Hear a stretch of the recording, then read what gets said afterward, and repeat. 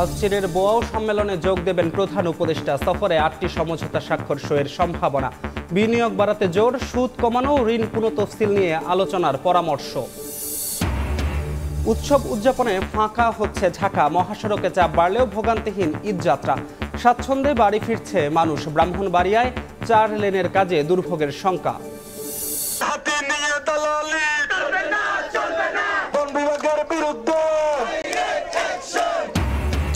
বন্য হাতির আক্রমণে অতিষ্ঠ চট্টগ্রামের 2 উপজেলার মানুষ। সড়ক অবরোধ করে বিক্ষোভ। 2 পাশে গাড়ির দীর্ঘ সারি।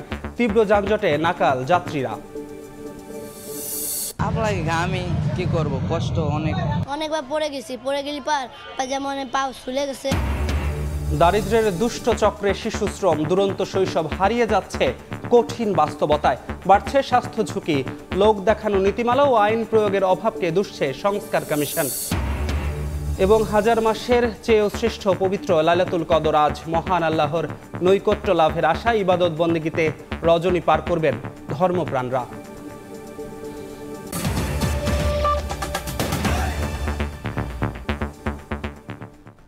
সকালের সময় সঙ্গে আছি আমি ধ্রুব ব্যানার্জি। আজ চীনের বোয়াও সম্মেলনে যোগ দেবেন প্রধান উপদেষ্টা ডক্টর মোহাম্মদ ইউনুস। আগামীকাল বেইজিংয়ে great hall of the people president Xi জিনপিংয়ের সঙ্গে বৈঠকে বসবেন ডক্টর ইউনুস।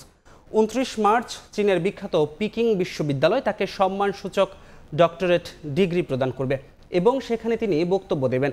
প্রধান উপদেষ্টার বেইজিং সফরে 6 থেকে 8টি সমঝোতা স্মারক সই হওয়ার কথা রয়েছে। এর আগে বুধবার বিকেলে 4 দিনের রাষ্ট্রীয় সফরে চীন পৌঁছান প্রধান উপদেষ্টা। তাকে স্বাগত জানান চীনে নিযুক্ত বাংলাদেশের রাষ্ট্রদূত মোহাম্মদ নাজমুল ইসলাম ও হাইয়ান প্রদেশের ভাইস গভর্নর কিয়নগাই বো।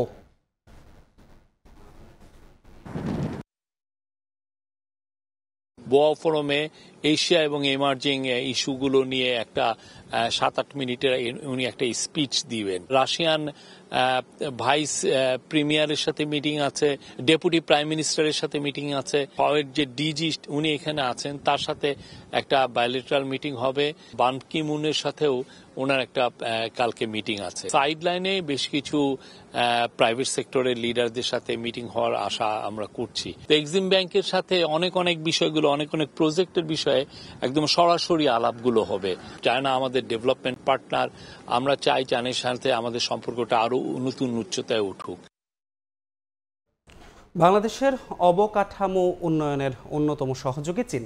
তবে দেশটি থেকে নেয়া ঋণের সুদ হার বেশি ও পরিশোধ সময়সীমা তুলনামূলক কম। প্রধান উপদেষ্টার চীন সফরে সুদ কমানো ও ঋণ পুনঃতফসিলের বিষয়ে দেশটির শীর্ষ পর্যায়ে আলোচনার পরামর্শ দিয়েছেন অর্থনীতিবিদরা। সফরে মোংলা বন্দর উন্নয়ন সহ মোট 8টি সমঝোতা স্বাক্ষর সই হতে পারে। ইয়ানুর শিফাতের রিপোর্ট। বাংলাদেশের বাণিজ্য, বিনিয়োগ ও অবকাঠামো উন্নয়নের অন্যতম প্রধান অংশীজন চীন। পদ্মা সেতুর রেল সংযোগ, কর্ণফুলী টানেল, শাহজালাল সার কারখানার মতো বড় বড় প্রকল্প বাস্তবায়নের সঙ্গে যুক্ত দেশটি। এবারে মংলা বন্দরে আধুনিকায়ন সহ আরও কিছু উন্নয়ন কর্মকাণ্ডের জন্য প্রধান উপদেষ্টার চীন সফরে 8টি সমঝোতা স্মারক সই হতে পারে। দেশটির সঙ্গে বাণিজ্য ও বিনিয়োগ বাড়ানোর ওপর জোর দিচ্ছেন এই অর্থনীতিবিদ। সবগুলো খাতে কিন্তু আমার মনে হয় যে চীনের সঙ্গে সহযোগিতা বাড়ানোর অনেক সম্ভাবনা রয়েছে। এই সফরের মাধ্যমে যে সুযোগটা যদি আমরা গ্রহণ করতে পারি তাহলে এতে আমাদের অর্থনৈতিক উন্নয়ন যেমন ত্বরান্বিত হবে, তেমনি এটা একই ক্ষেত্রে অন্যান্য দেশ থেকে বিদেশি বিনিয়োগকেও আকৃষ্ট করতে সক্ষম হবে। অবকাঠামো উন্নয়নের বড় সহযোগী চীনের দেয়া ঋণ অনুদানের প্রতিশ্রুতির স্থিতি দাঁড়িয়েছে $10.46 বিলিয়ন। বিপরীতে গেল অর্থ বছর পর্যন্ত ছাড় হয়েছে $7.33 বিলিয়ন। তবে ঋণের ক্ষেত্রে সুদের হার ও চার্জ বেশি এবং পরিশোধ সময় তুলনামূলক কম। তাই প্রধান উপদেষ্টার সফরে এ বিষয়ে আলোচনার ওপর জোর দিচ্ছেন অর্থনীতিবিদরা। দুই দেশের মধ্যে নেগোসিয়েশনের ব্যাপার, নেগোসিয়েট করে সামগ্রিকভাবে কিন্তু এটা করা সম্ভব। উন্নয়নমুখী বিভিন্ন যেসব কর্মকাণ্ড সেখানে তো আমাদের বৈদেশিক ঋণের দরকার। তো সেটাও আমরা হয়তো চীনের সাথে আলাপ আলোচনা করব এবং সেখানেও শর্তটা যাতে শিথিল থাকে সে ব্যাপারেও বাংলাদেশের একটা আগ্রহ থাকবে। তারা বলেন, বিদেশি ঋণের টাকায় প্রকল্প শুরুর আগে তা অর্থনৈতিকভাবে কতটা লাভজনক হবে সে বিষয়ে পুঙ্খানুপুঙ্খ বিশ্লেষণ করে নিতে হবে। ইয়ানুর শিফাত, সময় সংবাদ, ঢাকা। পবিত্র ঈদুল ফিতরের আর মাত্র কয়েকদিন বাকি। উৎসব উদযাপনে ফাঁকা হচ্ছে ঢাকা। এই মুহূর্তে ঈদযাত্রার খবর জানাতে ঢাকা কমলাপুর রেলওয়ে স্টেশন থেকে যুক্ত হচ্ছেন রিপোর্টার আলামিন তুষার। কল্যাণপুর বাসস্ট্যান্ডে আছেন সহকর্মী আয়েশা সিদ্দিক সামিয়া। ঢাকা টাঙ্গাইল মহাসড়কের আশিকপুর এলাকায় আছেন সহকর্মী কাদির তালুকদার এবং পদ্মা সেতুর টোল প্লাজায় আছেন সহকর্মী নাসির উদ্দিন উজ্জ্বল। সরাসরি প্রথমেই যাচ্ছি তুষারের কাছে। চতুর্থ দিনেও কিন্তু কমলাপুর রেল স্টেশনে আমরা দেখেছি যে সেই যে চিরচেনা ভিড় থাকে তেমন কোনো ভিড় কিন্তু আমাদের চোখে পড়েনি। সেখানে আসলে গুরুত্বপূর্ণ ভূমিকা রেখেছে এবারে রেলওয়ের যেই কর্তৃপক্ষ, তাদের নানান ধরনের আসলে তৎপরতা। আমরা দেখেছি যে একদম কমলাপুর রেল স্টেশনে ঢোকার যে জায়গা ঠিক সেখান থেকে একদম চেকিং শুরু হয়ে যায়। প্রত্যেক যাত্রীকে আসলে প্ল্যাটফর্মে প্রবেশ করতে হলেও তাদের টিকিট আসলে দেখাতে হচ্ছে এবং বাইরে যারা আসলে টিকিট চেকার রয়েছেন তারা আসলে চেক করছেন এবং স্তরে স্তরে চেক হয়ে কিন্তু তারা আসলে ভেতরে প্রবেশ করতে পারছেন এবং সেই জায়গাগুলোর কারণেই কিন্তু আসলে এবারের বাড়তি যে ভিড় সেই ভিড়টা আসলে অনেকটাই সামাল দেওয়া সম্ভব হয়েছে বলে মনে হচ্ছে এবং কর্তৃপক্ষ আমাদেরকে তেমনটা বলেছেন। আমরা কর্তৃপক্ষের সঙ্গে যখন কথা বলেছি এখানকার দায়িত্বরতরা যারা রয়েছেন তারা বলছেন আসলে সকাল থেকে এখনও পর্যন্ত 10টি ট্রেন কিন্তু ঢাকা থেকে ছেড়ে গেছে এবং তাদের প্রতিটি ট্রেনেই কিন্তু বেশ আসলে স্বাভাবিক অবস্থায় যে ধরনের থাকে প্রতিটি আসন ভরেই গিয়েছে এবং সেভাবেই আসলে নির্বিঘ্নেই আসলে ঢাকাবাসী রেলপথে তাদের যাত্রা করতে পারছেন। শুধু যে কমলাপুর রেল স্টেশনে এই অবস্থা তা নয়, আমরা আসলে অন্যান্য বছর আসলে যেমনটা দেখেছি যে বিমানবন্দর এবং জয়দেবপুর রেল স্টেশন থেকে কিন্তু উল্টো পথে আসলে যাত্রীরা চলে আসেন এবং সেখানে পরবর্তীতে আসলে ছাদে ওঠার একটা প্রবণতা তৈরি হয়। সেই সব কিছু রোধে এই একই ধরনের চেকিংয়ের ব্যবস্থা, টিকিট চেক না করে আসলে প্ল্যাটফর্মে ঢুকতে দেওয়া হচ্ছে না, এই ব্যবস্থা কিন্তু ওই দুই রেলওয়ে স্টেশনেও কিন্তু রাখা হয়েছে। এর বাইরেও আমি যদি বলি আসলে যারা আজকে ঢাকার থেকে ছেড়ে বের হবেন তারা আসলে অনেকেই কিন্তু আসলে আজকে চাকরিজীবীরাও আসলে আজ থেকে বেরোতে শুরু করবেন। সেই জায়গাগুলো মাথায় রেখে রেলওয়ে কর্তৃপক্ষ কিন্তু এবছর আলাদা 5 জোড়া যে ট্রেন বাড়তি ট্রেন ঈদ স্পেশাল ট্রেন রেখেছে, সেই ঈদ স্পেশাল ট্রেন কিন্তু আজ থেকেই তাদের যাত্রা শুরু করবে। তার মধ্যে ঢাকা থেকে দেওয়ানগঞ্জের দিকে যে ঈদ স্পেশাল ট্রেনটি দেওয়ানগঞ্জ স্পেশাল নামে যে ট্রেনটি সেটি কিন্তু ছেড়ে যাবার কথা রয়েছে 9:30টার সময়। এর বাইরেও সকাল থেকে যদি আমি বলি ধূমকেতু এক্সপ্রেস, পর্যটক এক্সপ্রেস, পারাবত এক্সপ্রেস, সোনার বাংলা এক্সপ্রেস, এই যেই জায়গাগুলো রয়েছে সেই জায়গাগুলো কিন্তু এখানে এই যেই ট্রেনগুলো রয়েছে সেই ট্রেনগুলো কিন্তু এরই মধ্যে ছেড়ে গেছে। 11 সুন্দর এক্সপ্রেস, কিছুক্ষণ আগে আমরা যেমনটা জানতে পেরেছি যে সুন্দরবন এক্সপ্রেস যে ট্রেনটি সেটিও কিন্তু ছেড়ে গেছে এবং কিছুক্ষণের মধ্যেই আমরা এরপর যেমনটা বলছিলাম যে দেওয়ানগঞ্জ এক্সপ্রেসের বাকি যে 5টি স্পেশাল ট্রেন রয়েছে সেই 5টি স্পেশাল ট্রেনের মধ্যে আমরা যেমনটা দেখেছি যে এই একটি মাত্র হলো দেওয়ানগঞ্জ এক্সপ্রেস সেটা ঢাকা থেকে ছেড়ে যাচ্ছে, জয়দেবপুর থেকে আরও একটি ট্রেন ছেড়ে যাবে এবং বাকি ট্রেনগুলো কিন্তু ঢাকার অন্যান্য দেশের অন্যান্য জায়গা থেকে ছেড়ে যাবে। তো এই ছিল রেলপথের ঈদযাত্রার চতুর্থ দিনের সবশেষ আমার কাছে কমলাপুর থেকে। এখন আমরা সড়ক পথের ঈদযাত্রার খবর জানতে চলে যাব কল্যাণপুরে। সেখানে আছেন আমার সহকর্মী আয়েশা সিদ্দিক সামিয়া। ঈদের দীর্ঘ ছুটি উপভোগ করার জন্য কিন্তু আজকে সকাল থেকে কল্যাণপুর এই বাস টার্মিনাল থেকে এ পর্যন্ত 3টি বাস ছেড়ে গেছে উত্তরবঙ্গের উদ্দেশ্যে এবং জানিয়ে রাখি এই আসলে এবার অনলাইনে টিকিট কাটার ফলে কিন্তু এই যে বাস টার্মিনালগুলো যেগুলো আছে সেগুলোতে কিন্তু আসলে আগের বারের বিগত সময়ের যে চিত্রগুলো আমরা দেখে ঈদের সময় যে ভিড় উপচে পড়ার যে একটা চাপ আমরা কাউন্টারগুলোতে, এবার কিন্তু সেই চিত্রটি দেখা যাচ্ছে না এবং কাউন্টারের যেই যারা আছেন তারা কিন্তু আমাদেরকে বলেছেন যে এমন চিত্র আসলে বিগত কোনো সময়ই আসলে তারা দেখেনি।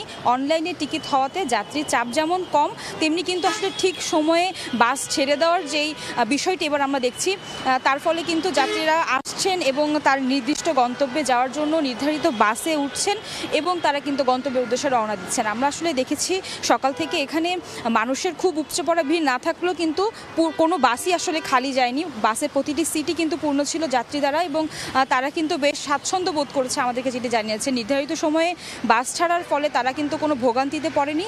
এখন পর্যন্ত আসলে আমাদের কাছে কোনো ভোগান্তির তথ্য কিন্তু নেই, যার ফলে আসলে দেখছি যে ঈদের যে খুশিটা তাদেরকে আসলে দ্বিগুণ আরও বাড়িয়ে দিচ্ছে। আর আমরা আসলে এই প্ল্যাটফর্মগুলোতে আমরা আসলে সরকারি ছুটি এবারের লম্বা একটি ছুটি হওয়াতে কিন্তু আসলে শুধু আজকে ঈদের ঈদযাত্রার চতুর্থ দিনে নয়, এর আগেও কিন্তু কয়েকদিন ধরেই কিন্তু আসলে যাত্রীরা তাদের পরিবারকে আসলে পাঠিয়ে দিয়েছেন এবং পরিবারকে পাঠিয়ে দিয়েছেন, যার ফলে কিন্তু আজকের দিনে আসলে ঈদের একটু যাত্রীর সংখ্যা কিন্তু কমই দেখছি। তো এই মুহূর্তে ঈদের আরও খবর জানতে আমি চলে যাব টাঙ্গাইলে আমার সহকর্মীর কাছে, জানবো সেখানের অবস্থা। শুরু হয়েছে আনুষ্ঠানিক ঈদযাত্রা। ঈদযাত্রাকে কেন্দ্র করে যে যার মতো করে বাড়ি ফিরতে শুরু করেছেন। বিশেষ করে উত্তরবঙ্গের যে মানুষজন রয়েছেন তারা ঢাকা টাঙ্গাইল মহাসড়ক ব্যবহার করেই প্রতি বছর বাড়ি যায়। এবারও তার ব্যতিক্রম ঘটেনি। এবারও তারা প্রিয়জনের সাথে ঈদ আনন্দ ভাগাভাগি করতে তারা বাড়ি যাচ্ছেন। কেউ ট্রাকে করে যাচ্ছেন, কেউ বাসে করে যাচ্ছেন, আবার অনেকেই মোটরসাইকেল যোগে তারা বাড়ি ফেরার চেষ্টা করছেন। আপনি জানেন যে ঢাকা টাঙ্গাইল মহাসড়কে প্রতি বছরই ঈদের আগ মুহূর্তে ঠিক কোনো না কোনোভাবে একটি দুর্ঘটনা বা যানজটের সৃষ্টি হয়ে ভোগান্তির একটি কারণ হয়ে দাঁড়ায়। এবছর এখন পর্যন্ত সেরকম আমরা কিছু দেখিনি। আপনি জানেন যে টাঙ্গাইলের গাজীপুরের ভোগড়া থেকে টাঙ্গাইলের এলেঙ্গা পর্যন্ত 70 কিলোমিটার এলাকায় 4 লেন প্রকল্পের কাজ সম্পূর্ণ হয়েছে, যে কারণে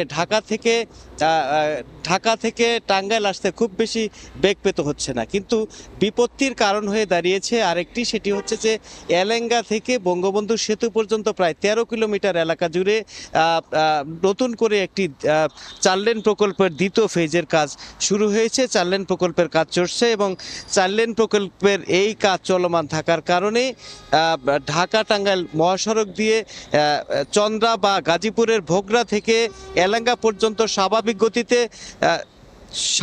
গতিতে চলাচল করতে পারলেও দেখা গেছে যে এলেঙ্গা গিয়ে যে স্বাভাবিক গতি সেটি ব্যাহত হচ্ছে, যেই কারণে আসলে চরমভাবে বিপাকে হচ্ছে। আমরা কথা বলেছি এখানকার চালক এবং যাত্রীদের সাথে, তারা বলেছে যে ঢাকা মহাসড়কের যে চলাচল সেই চলাচলের এলেঙ্গা থেকে বঙ্গবন্ধু যমুনা সেতু পর্যন্ত যে রাস্তাটি সেটি একটি বিপত্তির কারণ হয়ে দাঁড়িয়েছে। তবে পুলিশ বলছে যে তারা আন্তরিকভাবে চেষ্টা করছেন, তারা পর্যাপ্ত পুলিশ মোতায়েন রেখেছেন, যে কোনো মূল্যে তারা খুব সুন্দরভাবে মানুষকে ঘরে ফেরাতে সক্ষম হবে। তো এই ছিল আমার কাছ থেকে ঢাকা টাঙ্গাইল মহাসড়কের ঈদযাত্রার খবর। আমরা চলে যাচ্ছি মুন্সিগঞ্জে নাসির উদ্দিন উজ্জ্বলের কাছে, তিনি জানাবেন সেখানকার খবর। উৎসব মুখর পরিবেশে কিন্তু এবার ঈদ যাত্রায় পদ্মা সেতু অতিক্রম করছে দক্ষিণাঞ্চলের 21 জেলার মানুষ। কিন্তু সকাল থেকে আমরা লক্ষ্য করছি যে এই নির্বিঘ্নে যে ঈদযাত্রা সেটি কিন্তু পরিলক্ষিত হচ্ছে এবং এখানকার যে টোল প্লাজা সেখানে কিন্তু প্রায় লম্বা লাইন হচ্ছে, আবার অনেক সময় কিন্তু লাইন শেষ হয়ে যাচ্ছে এবং পুরো এলাকাটিতে যে ঈদযাত্রার জন্য ব্যাপক প্রস্তুতি নেওয়া হয়েছে সেটি কিন্তু আপনারা দেখছেন যে একেবারে টোল প্লাজার সামনের অংশ কিন্তু নতুনভাবে বিশ্বমানের করে কিন্তু তারা কার্পেটিং না করে এখানে কিন্তু আরসিসি ঢালাই করা হয়েছে এবং যেই জায়গাটিতে একদম লেন করে দেওয়া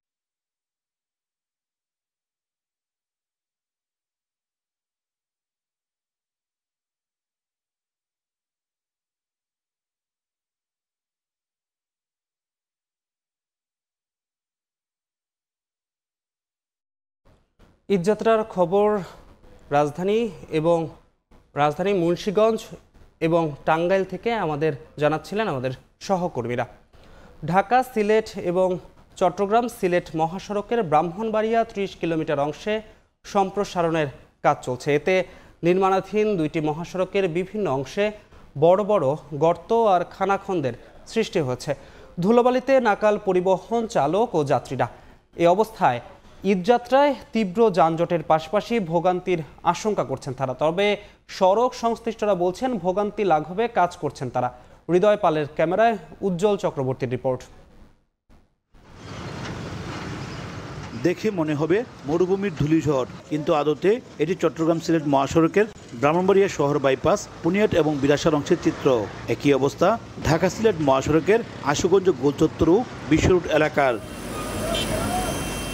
গত 2018 সালে ভারতীয় ঠিকাদারি প্রতিষ্ঠান এফকনস ইনফ্রাস্ট্রাকচার লিমিটেড প্যাকেজ 1-এর অধীনে ঢাকা সিলেট মহাসড়কের আশুগঞ্জ গোলচত্বর থেকে সরাইল বিশ্ব রোড পর্যন্ত সড়কটি 6 লেনে সম্প্রসারণের কাজ শুরু হয়। পরে করোনা মহামারী সহ রাজনৈতিক অস্থিরতায় কয়েক দফা থমকে যায় মহাসড়কটি নির্মাণ কাজ। এতে করে ঢাকা সিলেট মহাসড়কের আশুগঞ্জ গোলচত্বর অংশ এবং সরাইল বিশ্ব রোড এলাকায় সৃষ্টি হয় বড় বড় গর্ত আর খানাখন্দ। একইভাবে প্যাকেজ 2-এর অধীনে চট্টগ্রাম সিলেট মহাসড়কের ব্রাহ্মণবাড়িয়ার ঘাটুরা বিলাসার রাধিকা সুলতানপুর উজানিসার এবং তন্তর অংশেরও একই দশা। এতে চরম ভোগান্তিতে পরিবহন চালক ও যাত্রীরা। ঈদযাত্রায় ভোগান্তির সংখ্যা তাদের। বাংলাদেশের মধ্যে যদি কোনো রাস্তা থাকে তো অবহেলিত রাস্তা এই রাস্তাটাই আছে। এই জামটা 40 মিনিট হইব, এটা অতিরিক্ত বিরক্ত হর মনে করেন, এটা ধুলাবালি অতিরিক্ত। এই রাস্তা 2004 সাল থেকে গাড়ি চালাই। বাংলাদেশের সর্বোচ্চ কষ্টদায়ক রাস্তা হলো এটা। গর্ত, এরপরে বালু, গাড়ি চালান যায় না, অনেক সমস্যা ভাই। তবে ঈদযাত্রায় ভোগান্তি লাঘবে সড়ক মেরামত সহ নানা উদ্যোগের কথা জানান সড়ক ও জনপথ বিভাগের কর্মকর্তারা। আমরা ডিভিশনের তরফ থেকে আসলে পুরো বিষয়টাই মনিটর করছি। কোথাও যদি মেজর কোনো সমস্যা হয় যাতে আমরাও সেখানে ভূমিকা রাখতে পারি সেই প্রস্তুতিও আমাদের আছে। স্থানীয় প্রশাসন এবং ট্রাফিক পুলিশের সহায়তায় তাদের যে রিকোয়ারমেন্ট আছে, প্রয়োজন আছে, সেই প্রয়োজন অনুযায়ী আমরা সেগুলো রিপেয়ার করে দিয়েছি এবং যে কোনো সময় আমাদের টিম প্রস্তুত আছে, তারা কাজ করবে। সড়ক বিভাগের তথ্য অনুযায়ী প্রতিদিন গড়ে ঢাকা সিলেট ও চট্টগ্রাম সিলেট মহাসড়কের ব্রাহ্মণবাড়িয়া অংশের উপর দিয়ে 20 জেলার অন্তত 25,000 ছোট বড় যানবাহন চলাচল করে। ঢাকা সিলেট এবং কুমিল্লা সিলেট মহাসড়কের বিভিন্ন অংশে খানাখন্দের কারণে এভাবেই ধীর গতিতে চলছে যানবাহন। পরিবহন চালক এবং যাত্রীরা বলছেন দ্রুত সময়ের মধ্যে মহাসড়কগুলো মেরামত করা না হলে ঈদযাত্রায় ভোগান্তি বাড়তে পারে, এমনটি আশঙ্কা করছেন তারা। উজ্জ্বল চক্রবর্তী, সময় সংবাদ, ব্রাহ্মণবাড়িয়া। চট্টগ্রামের কর্ণফুলীতে হাতির আক্রমণ থেকে রক্ষায় সড়ক অবরোধ করেছে এলাকাবাসী। এই মুহূর্তে সেখানে আছেন রিপোর্টার শফিকুল আলম, সরাসরি যাচ্ছি তার কাছে।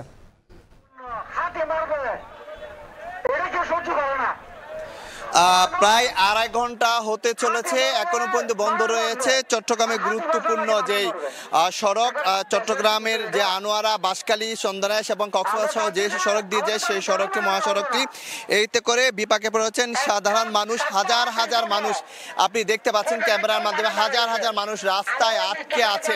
এটা যেহেতু ঈদের ছুটির দিন, আজকে যেহেতু শবে কদর ছুটির দিন, সেক্ষেত্রে মানুষ কিন্তু ঘরমুখী হচ্ছেন, আজকে গিয়ে শবে কদর পালন করবেন, কিন্তু ভোরে এসে কিন্তু তারা থমকে গেছেন।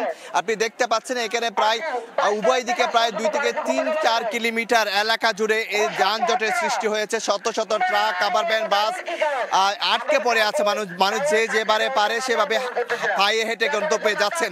আপনাকে জানিয়ে রাখি, এই কর্ণফুলী এলাকায় কিন্তু যে পাহাড় রয়েছে, সে পাহাড় থেকে বারবার হাতি নেমে এসে কিন্তু আক্রমণ করে, যে কারণে কিন্তু প্রতিনিয়ত মানুষ মারা যাচ্ছে। গত 22 অর্থাৎ শনিবার, গত 22 তারিখ শনিবারে কিন্তু একটি শিশু মারা গিয়েছিল হাতির আক্রমণে। আরমান জাওয়াদ নামে তার প্রেক্ষাপটে কিন্তু তার বাবা ইব্রাহিম রাস্তায় কাপড় নিয়ে কিন্তু সড়ক অবরোধ করেছিল। তখন কিন্তু কর্তৃপক্ষ এই যে হাতির আক্রমণ প্রতিরোধে না পদক্ষেপ নেওয়ার কথা ছিল, কিন্তু তারা সে পদক্ষেপ নিতে না পারায় কিন্তু তাদেরকে বলা হয়েছিল 4 দিনের সময় বেঁধে দিয়েছিল, না পদক্ষেপ নেই, কিন্তু সে পদক্ষেপ নেয়নি।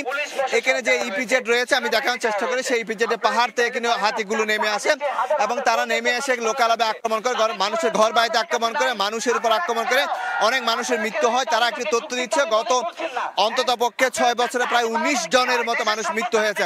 তো এখানে প্রথম দিকে আইন শৃঙ্খলা রক্ষা বাহিনীর পুলিশ সদস্যরা এসেছিলেন, পরবর্তী সেনাবাহিনীর সদস্যরা এসে কিন্তু তাদেরকে এই আন্দোলনে তাদের বোঝানোর চেষ্টা করেছিলেন, যদিও উভয় পক্ষের মধ্যে এখনো কথা চলছে। তবে আন্দোলনকারীরা বলছেন যে প্রধান উপদেষ্টার পক্ষ থেকে কোনো পদক্ষেপ না পেলে, কোনো আশ্বাস না পেলে তারা এই আন্দোলন চালিয়ে যাবেন। কারণ তারা বলছেন তাদের মা, তাদের বোন, তাদের ভাই, তাদের শিশুরা প্রতিনিয়ত কিন্তু মারা পড়ছে হাতির আক্রমণে। সেই জন্য হাতিগুলোর আক্রমণে কিছুদিন আগে একটি কমিটি গঠন করা হয়েছিল ইআরটি অর্থাৎ এলিফ্যান্ট রেসপন্স টিম, কিন্তু সেই টিমটিও এখন কাজ করছে না। তাই তারা দাবি জানিয়েছেন যে এই যে দলটি দিয়ে হাতির কিভাবে রক্ষা করা সাধারণ মানুষকে, তো তারা রাস্তায় তারা শুয়ে বসে আন্দোলন করছেন এবং একদিকে আন্দোলন, অন্যদিকে হাজার হাজার মানুষ যেহেতু ঈদের ছুটিতে বাড়িতে যাচ্ছেন তারা কিন্তু দুর্ভোগে পড়েছেন। প্রায় 2 থেকে 4 কিলোমিটার এলাকা জুড়ে দীর্ঘ যানজটের সৃষ্টি হয়েছে। এই ছিল আমার কাছে সর্বশেষ তথ্য। সরাসরি যুক্ত ছিলাম চট্টগ্রাম থেকে। সকালের সময়ে আরও থাকছে। 23 বছরে 30 বার আগুন লেগেছে দক্ষিণের রক্ষা কবচ বিশ্ব ঐতিহ্যের সুন্দরবনে। পুড়েছে শত শত একর বনভূমি। মানুষের অবাধ যাতায়াত বন্ধের দাবি। মধ্যরাত পর্যন্ত চলে ঈদের কেনাকাটা। দিনের যানজট আর গরমের উত্তাপ এড়াতে অনেকেই বেছে নেন রাতকেই অনেক ক্রেতা। তবে গভীর রাতেও ভিড় এড়ানো যায়নি। ক্রেতাদের সাড়া পাওয়ায় বিক্রেতাদের চোখে মুখেও আনন্দের ঝিলিক। ঈদ কেনাকাটাকে কেন্দ্র করে মধ্যরাতেও জমজমাট ঢাকার মার্কেটগুলি। দর কষাকষি হাকডাকের মধ্য দিয়েই চলছে কেনাকাটা। দিনের তুলনায় অনেকটা স্বস্তিতে মার্কেট করতে পারায় রাতকে বেছে নিয়েছেন অনেক ক্রেতা। বোঝার উপায় নেই ঘড়ির কাঁটায় রাত 1টা। তীব্র যানজট, গরমের উত্তাপ ও মার্কেটে উপচে পড়া ভিড় এড়িয়ে স্বাচ্ছন্দ্যে কেনাকাটার জন্যই রাতকে বেছে নিয়েছেন অনেকেই। বাবা মার হাত ধরে এসেছে শিশুরাও। ঈদ কেনাকাটার এই চিত্র ঢাকা নিউ মার্কেটে। দোকান ক্লোজ করে আমি মার্কেটে চলে আসছি, খুব শর্ট টাইমের মধ্যে চলে আসতে পারছি। দিনের সময় থাকে না, রোজা থাকি, অনেক কষ্ট হয় আর প্রচুর গরম পড়ছে। রাত্রে খুব আরাম হয় মার্কেট করার জন্য। ভিড় একটুখানি কম থাকে আর একটুখানি শান্তভাবে সবকিছু আর কি কেনাকাটা করা যায়। রাতে আসলে আর কি ফ্যামিলির সাথে একটুখানি টাইম কাটানো, বাবা থাকে সাথে, দিনে তো বাবা সাথে থাকে না। ভিন্নতা নেই আসলে, আগের বার তুলনায় সেম সবকিছুই আছে। তবে জামা ক্ষেত্রে বলবো জামা কাপড়ের ক্লোদিং যেই ব্যাপারগুলো ওগুলো অনেকটা আগের তুলনায় বেশি। বিক্রেতারা বলছেন দিনের মতো রাতেও সমানভাবে মিলছে সারা। গভীর রাত পর্যন্ত চলে বেচা কেনা। রাতে তো আসে স্টাফরা যেমন তাদের দোকানপাট বন্ধ করে আমাদের এখানে মার্কেটিং করতে আসে। রাতে চাপ কম থাকলেও বেচা কিনা আছে। বেচা কিনা হচ্ছে, দূর দূরান্ত থেকে লোকজন আমাদের মার্কেটে আসছে। ঈদকে সামনে রেখে এই বেচা বিক্রি চলবে চাঁদ রাত পর্যন্ত। শাবাব ওয়াসি, সময় সংবাদ, ঢাকা। দেশে প্রতি বছর লাগামহীনভাবে বাড়ছে শিশু শ্রমিক। সেই সঙ্গে বাড়ছে তাদের মানসিক ও শারীরিক স্বাস্থ্য ঝুঁকি। বিগত সরকার শিশু শ্রম নিরসনে এসডিজি লক্ষ্যমাত্রা পূরণে ব্যর্থতার পরিচয় দিয়েছে উল্লেখ করে অন্তর্বর্তী সরকারের নতুন শ্রম সংস্কার কমিশন বলছে, শুধু দরিদ্রতা নয়, বিগত সরকারের পুঁজিবাদী মনোভাবই শিশু শ্রম বন্ধ না হওয়ার মূল কারণ। বিস্তারিত চন্দ্রিমা চৌধুরীর প্রতিবেদনে ছবি তুলেছেন আশরাফুল ইসলাম। প্রচণ্ড উত্তাপে গলানো বিভিন্ন ধাতু ও রাসায়নিকের তীব্র গন্ধে যেখানে নিঃশ্বাস নেওয়াই কঠিন, সেখানে 16 বছরের সবুজ প্রতিদিন কাজ করে 10 থেকে 12 ঘন্টা। বিনিময়ে প্রতিদিন পায় 500 টাকা। মাতোয়েলের এই ঢালাই কারখানায় জীবনের ঝুঁকি থাকলেও ছোট ভাইয়ের পড়াশোনা ও সংসারের খরচের যোগান দিতে বাধ্য হয়েই এখানে কাজ করতে হয় তাকে।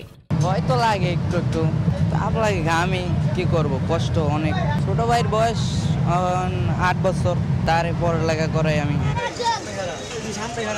লেগুনা চালকের সহকারী হিসেবে কাজ করা 13 বছর বয়সী সাগরের গল্পটাও একই রকম। তার ছোট্ট কাঁধে উঠেছে সংসারের বোঝা। তার মতো অনেক শিশুরই দুরন্ত শৈশব হারিয়েছে কঠিন বাস্তবতায়। অনেকবার পড়ে গেছি, পড়ে গেলি যেমন পা ফুলে গেছে, হাতের তে পিছলে পড়ে যায়, ব্যথা পেয়েছে অনেক।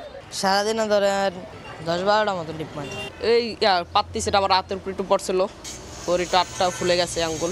বিবিএস এর পর্যবেক্ষণ, নজরদারি না থাকাতেই ঝুঁকিপূর্ণ কাজে বাড়ছে 7 থেকে 16 বছর বয়সী শিশুর সংখ্যা, যাদের মাসিক আয় 2.5 থেকে সর্বোচ্চ 7,500 টাকা। বাংলাদেশ পরিসংখ্যান ব্যুরো 2022 সালের সর্বশেষ তথ্য অনুযায়ী দেশে কর্মজীবী শিশুর সংখ্যা প্রায় 35 লাখেরও বেশি, যার মধ্যে 11 লাখ শিশু রয়েছে নানান ধরনের ঝুঁকিপূর্ণ কাজের সাথে যুক্ত। এই নিয়ে গণ অভ্যুত্থানের পরে গঠন হওয়া শ্রম সংস্কার কমিশন বলছে, শুধু দরিদ্রতা নয়, লোক দেখানো নীতিমালা ও আইনের কঠোর প্রয়োগের অভাবেই বাড়ছে শিশু শ্রম। বাংলাদেশের society as a whole child labour accept করে, কতটা সময় সে কাজ করছে, শুধু শারীরিক না মানসিকভাবে সে কতটা নিষ্পেষণে আছে, কতটা চাপে আছে। এদের মধ্যে থেকে কিশোর গ্যাং তৈরি হচ্ছে, নেশার জায়গাটা তৈরি হচ্ছে। এমন বাস্তবতায় শিশু শ্রম কমাতে অন্তর্বর্তী সরকারের ভাবনা তুলে ধরেন শ্রম সংস্কার কমিশনের সদস্য তাসলিমা আক্তার। আমাদের আকাঙ্ক্ষা হচ্ছে যে আমরা আসলে শিশু শ্রম চাই না এবং ঝুঁকিপূর্ণ কাজ কি সেই কাজগুলোর একটা তালিকা করা, সেই কাজগুলোর মধ্যে সেই শ্রমিকরা, শিশু শ্রমিক বা কিশোর শ্রমিকরা যুক্ত হচ্ছেন কিনা সেটা তদারকি করা। এখন পর্যন্ত আমাদের আসলে জাতীয় মজুরিটা নিশ্চিত করা এগুলো খুব জরুরি। শিশু অধিকার নিয়ে কাজ করা সংগঠনগুলো বলছে অনিশ্চিত ভবিষ্যতের হাতছানিতে স্বপ্নহীন জীবনে শ্রমজীবী শিশুদের শৈশব আটকে গেছে নানা সংকটে। তাই এবার শুধু প্রকল্প নয়, প্রয়োজন শ্রম আইনের সংস্কার, এমনটাই মনে করছেন সংশ্লিষ্টরা। চন্দ্রিমা চৌধুরী, সময় সংবাদ, ঢাকা। আজ পবিত্র লাইলাতুল কদর বা শবে কদর। নির্দিষ্ট করে মহিমান্বিত এ রাতের ফজিলতের কথা উল্লেখ আছে পবিত্র কোরআন শরীফে। মহান রব্বুল আলমিনের নৈকট্য ও রহমত লাভের আশা ইবাদত বন্দিগিতে রজনী পার করবেন ধর্মপ্রাণরা। পুণ্যময় এ রাতকে উৎসবে পরিণত না করে নামাজ পড়া, নানা দোয়ার উচ্চারণ ও সৃষ্টিকর্তার দরবারে ক্ষমা চাওয়ার পরামর্শ ইসলামী চিন্তাবিদদের। তোহা খান তামিমের রিপোর্ট।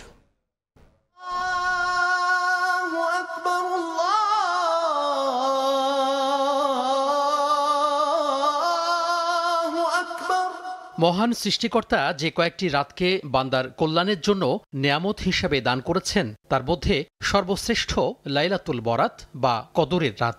পবিত্র কোরআন শরীফ নাজিল হয়েছে এ রাতেই। এর সম্মান বোঝাতে পবিত্র কোরআনে সূরা কদর নাজিল হয়। এমনকি এই রাতকে হাজার মাসের চেয়েও উত্তম বলে স্বয়ং আল্লাহ তাআলা কোরআন শরীফে উল্লেখ করেছেন। প্রতি বছর পবিত্র রমজান মাসের ২৬ তারিখ রাতে শবে কদর পালন করা হয়। তবে ইসলামী চিন্তাবিদরা বলছেন ২৭ রমজানের বিষয়ে হাদিসের একটি সূত্র থাকলেও একাধিক সূত্র বলছে রোজার শেষ দশকের রাতগুলোতে অনুসন্ধান করতে বলা হয়েছে শবে কদরের রাতকে। এ রাতের জন্য নির্দিষ্ট কোনো ইবাদত না থাকলেও বিশেষজ্ঞরা নামাজ পড়া, নীরবে বিভিন্ন দোয়ার উচ্চারণ, সৃষ্টিকর্তার কাছে ক্ষমা চাওয়ার পরামর্শ দিয়েছেন। সওয়াব পাবো, বারাকা পাবো, নাজাত পাবো, এই আশায় যদি লাইলাতুল কদরে কেউ দণ্ডায়মান হয়, ইবাদত করেন, তাহলে তার অতীতের সমস্ত গুনাহ আল্লাহ তাআলা মাফ করে দিবেন। রাসূলুল্লাহ সাল্লাল্লাহু আলাইহি সাল্লাম বলেই দিলেন, কদরের গুরুত্ব, মাহাত্ম্য এবং এর ফজিলত হাসিল করার জন্য পেরেশানি হয়ে চেষ্টা করো। বাংলাদেশে ২১ তারিখ যেদিন, সৌদি আরবে সেদিন হবে না, লন্ডনে সেদিন হবে না, আমেরিকায় সেদিন হবে না। এক কথায় শেষ দশকে রেগুলার সবাই যেন পেরেশানি হয়ে যায়। তবে মহিমান্বিত এ রাতকে কেন্দ্র করে উৎসব করা কিংবা ইবাদতের নামে উচ্চ শব্দে মাইক বাজানো থেকে বিরত থাকার পরামর্শ ইসলামী চিন্তাবিদদের। আড্ডা দেওয়া, গল্পগুজব করা, লাইন ধরে রাস্তা দিয়ে চলা, আরে কদর রাত জাগি, আরে জাগবেন তো, জেগে তো আল্লাহর ইবাদত করবেন। আল্লাহর পক্ষ থেকে দেওয়ার যে অঙ্গীকার, আল্লাহ তাআলা এই রাতে হায়াত, মৌত, রিজিক, দৌলত সবকিছু কদর মানে নির্ধারণ করা, সবকিছু নির্ধারণ করেই থাকেন। রমজান মাসে সংযম আর ত্যাগের শিক্ষা নিয়ে সারা বছর জীবনের প্রতিটি ক্ষেত্রে তা পালন করার আহ্বান বিশেষজ্ঞদের। তোহা খান তামিম, সময় সংবাদ, ঢাকা। অসাধু বন কর্মকর্তা ও মৎস্যজীবীদের দৌরাত্ম্য, আইনের ফাঁকফোকর, তদন্ত কমিটির সুপারিশ বাস্তবায়ন না হওয়া সহ নানা কারণে গত ২৩ বছরে ৩০ বার আগুন লেগেছে বিশ্ব ঐতিহ্যের সুন্দরবনে। এতে তিলে তিলে নিঃশেষ হচ্ছে দক্ষিণ পশ্চিমাঞ্চলের মানুষকে আগলে রাখা এই ম্যানগ্রোভ বন। অগ্নিকাণ্ডের পুনরাবৃত্তি ঠেকাতে আইন করে বনের মধ্যে চোরা শিকারী সহ মানুষের অবাধ যাতায়াত বন্ধের দাবি জানিয়েছেন পরিবেশবিদরা। আলী আকবর টুটুলের তথ্য ও আমিনুল ইসলামের ছবিতে রিপোর্ট। ঝড় ও জলোচ্ছ্বাসের তাণ্ডব থেকে বিস্তীর্ণ উপকূলকে রক্ষা করে বিশ্ব ঐতিহ্য সুন্দরবন। তবে প্রায় প্রতি বছরই এই বনে লাগছে আগুন। বন বিভাগের তথ্য মতে গত ২৩ বছরে সুন্দরবনের পূর্ব বিভাগে অগ্নিকাণ্ডের ঘটনা ঘটেছে ৩০টি। এতে পুড়েছে একরের পর একর বনভূমি, হুমকির মুখে বন্যপ্রাণী। সবশেষ গত 22 মার্চ থেকে পরপর কয়েক দফায় আগুনে পুড়েছে সুন্দরবনের বেশ কিছু এলাকা। স্থানীয়দের অভিযোগ, প্রতিবারই বনে আগুন লাগলে গঠন করা হয় তদন্ত কমিটি, করা হয় সুপারিশও, তবে তা আলোর মুখ দেখে না কখনো। অভিযোগ রয়েছে মাছ শিকার করতে গহীন বনে প্রবেশ করে আগুন দেয় অসাধু জেলেরা। এছাড়া মৎস্যজীবী ও মোয়ালদের অসচেতনতার কারণেও আগুন লাগে কখনো কখনো। ভাদ্র আশ্বিন মাসে জাল পেতে মাছ ধরে, মাগুর মাছ, কই মাছ, শোল মাছ, শিং মাছ এইগুলো ধরে, কয়লা হয় ওইখানে মাছ আসে। হরিণের ফাঁদ পাতে এবং ওই অনেক দেখা যাচ্ছে ওই জাইলিয়া ওই যে ফেরি জাল পাতে। সে জায়গা হরিণ থাকে, বাঘ থাকে, সাপ থাকে, যদি আগুন যদি দেয়, যদি আগুনের ভিতরে আটকে যায় তাইলে হ্যাঁ মারা যাবে। যারা এই অপরাধটা করেছে তাদেরকে শনাক্ত করতে হবে, এদের জন্য একটা টিম গঠন করতে হবে। জাতীয় সম্পদ রক্ষার জন্য এদের আইনের আওতায় আনা একান্ত দরকার। এর চারপাশে যে ছোট ছোট নদী বা খালগুলো আছে এগুলোকে যদি খনন করে এরকম করা যায় যে এটা বাটার সময় পানি পাওয়া যাবে, তাহলে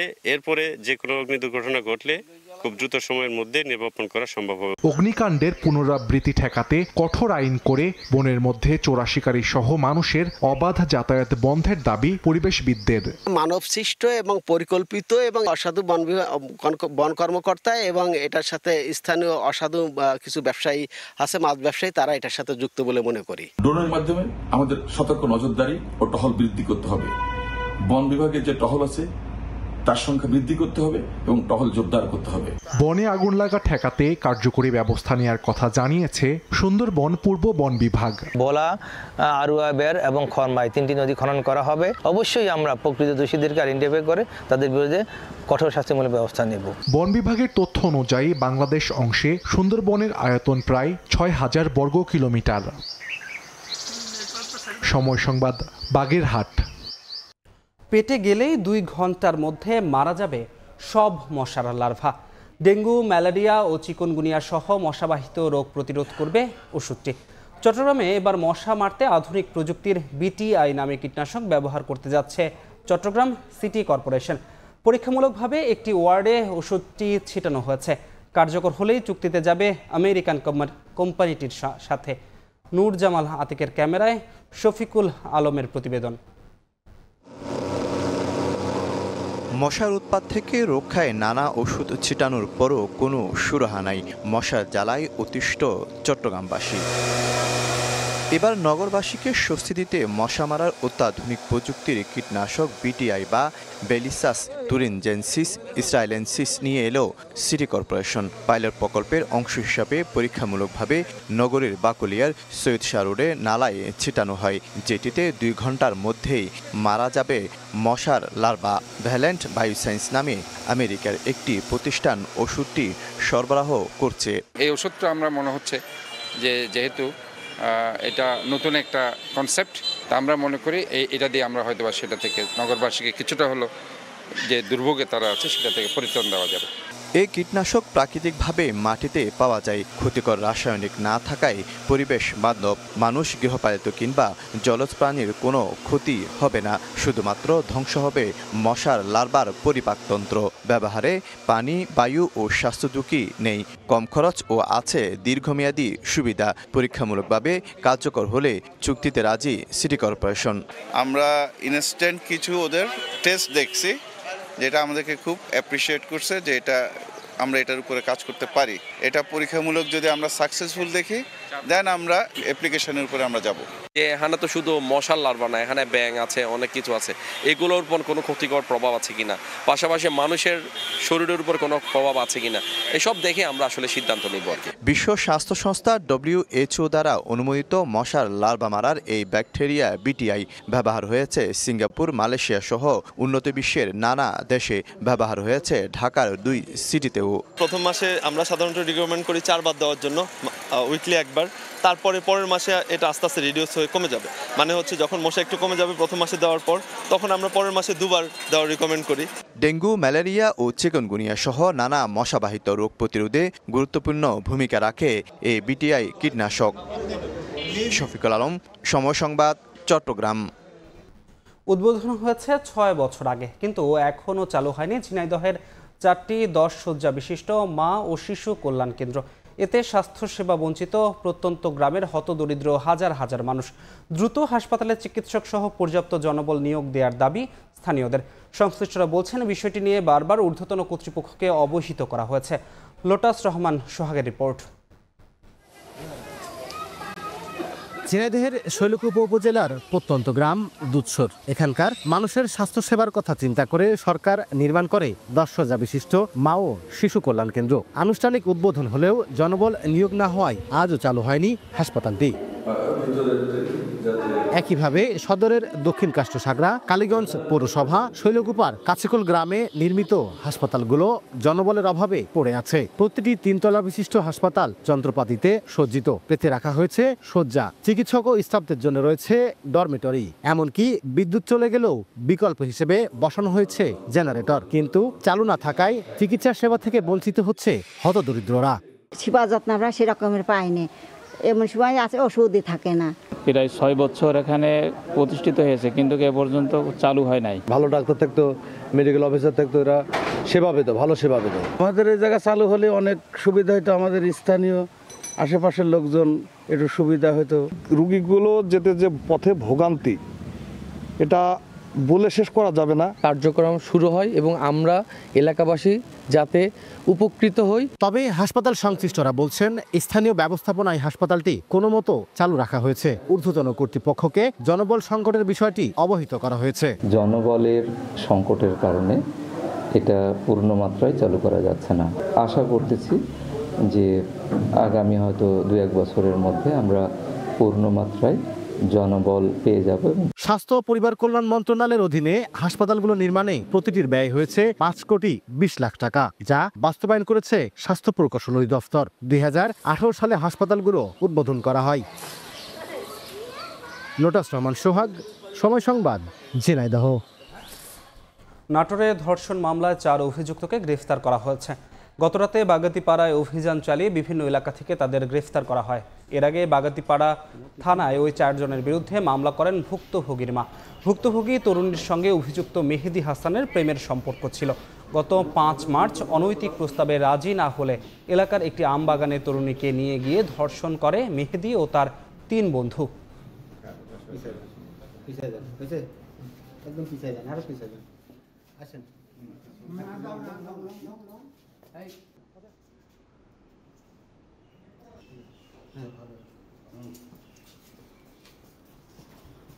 কৃষ্ণ সাগরে হামলা বন্ধে রাজি হলেও কিছু শর্ত জুড়ে দিয়েছে রাশিয়া।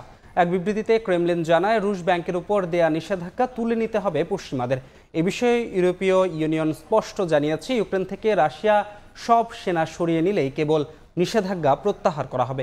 এদিকে মার্কিন পররাষ্ট্রমন্ত্রী মার্কো রুবিও বলেছেন, রাশিয়ার শর্ত মূল্যায়ন করে দেখা হবে, তবে এতে সময় প্রয়োজন।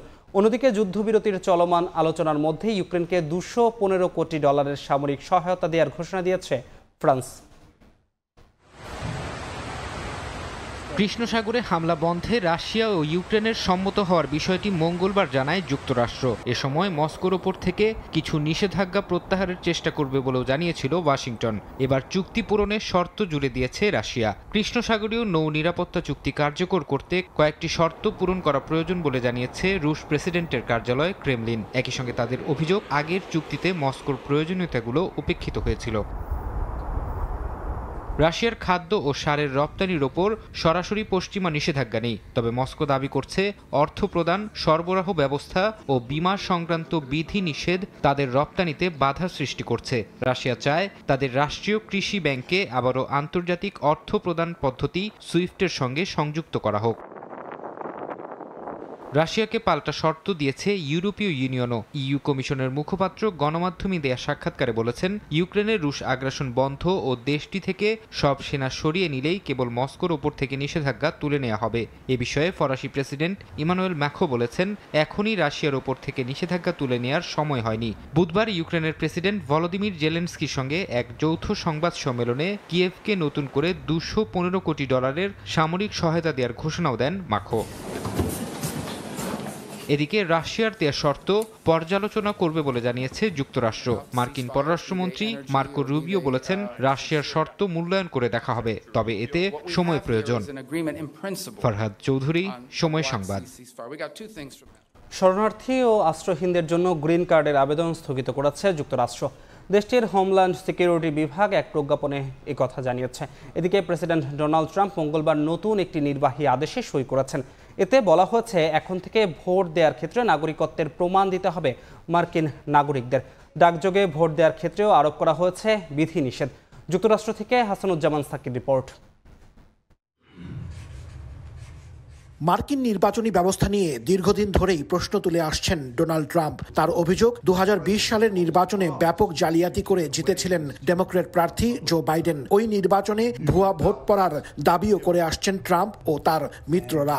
এবার ভুয়া ভোট বন্ধে কঠোর পদক্ষেপ নিলেন মার্কিন প্রেসিডেন্ট।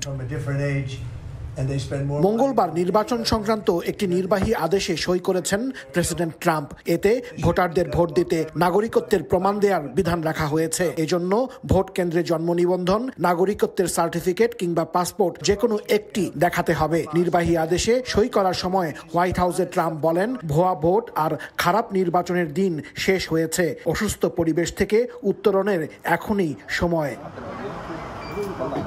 নির্বাহী আদেশে ডাকযোগে ভোটদানের উপরও বিভিন্ন বিধিনিষেধ আরোপ করা হয়েছে। যেসব অঙ্গরাজ্য এই আদেশ মানবে না তাদের ফেডারেল তহবিল প্রত্যাহারের হুমকি দিয়েছেন প্রেসিডেন্ট ডোনাল্ড ট্রাম্প। পরিসংখ্যান অনুযায়ী যুক্তরাষ্ট্রের 34 কোটি জনসংখ্যার মধ্যে 14 কোটি 60 লাখের পাসপোর্ট নেই। এক গবেষণায় দেখা গেছে 9% মার্কিন নাগরিক যারা ভোট দেওয়ার যোগ্য, অর্থাৎ 2 কোটি 13 লাখ মানুষের নাগরিকত্ব প্রমাণের কোনো নথি নেই। ভোটাধিকার নিয়ে কাজ করা বিভিন্ন প্রতিষ্ঠানের দাবি, প্রেসিডেন্টের নির্বাহী আদেশের ফলে পাসপোর্ট বা অন্যান্য নথি না থাকা ব্যক্তিরা ভোটাধিকার হারাবেন। এদিকে যুক্তরাষ্ট্রের হোমল্যান্ড সিকিউরিটি বিভাগ জানিয়েছে তারা কিছু শরণার্থী এবং আশ্রয়প্রাপ্ত ব্যক্তিদের অভিবাসন প্রক্রিয়া ও গ্রিন কার্ড আবেদন পর্যালোচনা স্থগিত করেছে, যা যুদ্ধ বিধ্বস্ত ও সংঘাতপূর্ণ দেশ থেকে পালিয়ে আসা ব্যক্তিদের অনিশ্চয়তার মধ্যে ফেলেছে। ট্রাম্প প্রশাসনের দাবি এতে প্রতারণা বন্ধ এবং যুক্তরাষ্ট্রের জাতীয় ও জননিরাপত্তা ব্যবস্থা আরও জোরদার হবে। হাসানুজ্জামান সাকি, সময় সংবাদ, যুক্তরাষ্ট্র। সকালের সময়ের শীর্ষ সংবাদগুলো জানিয়ে দিচ্ছি আরেকবার। আজ চীনের বোয়াও সম্মেলনে যোগ দেবেন প্রধান উপদেষ্টা। সফরে 8টি সমঝোতা স্বাক্ষর সইয়ের সম্ভাবনা, বিনিয়োগ বাড়াতে জোর, সুদ কমানো ও ঋণ পুনঃতফসিল নিয়ে আলোচনার পরামর্শ। উৎসব উদযাপনে ফাঁকা হচ্ছে ঢাকা, মহাসড়কে চাপ বাড়লেও ভোগান্তিহীন ঈদযাত্রা। স্বাচ্ছন্দ্যে বাড়ি ফিরছে মানুষ, ব্রাহ্মণবাড়িয়ায় 4 লেনের কাজে দুর্ভোগের শঙ্কা।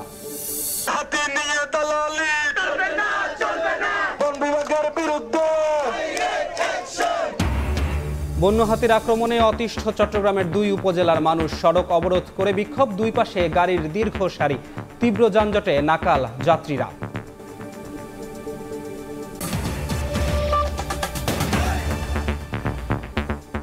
এই ছিল সকালের সময়। সঙ্গে থাকুন সময়ের।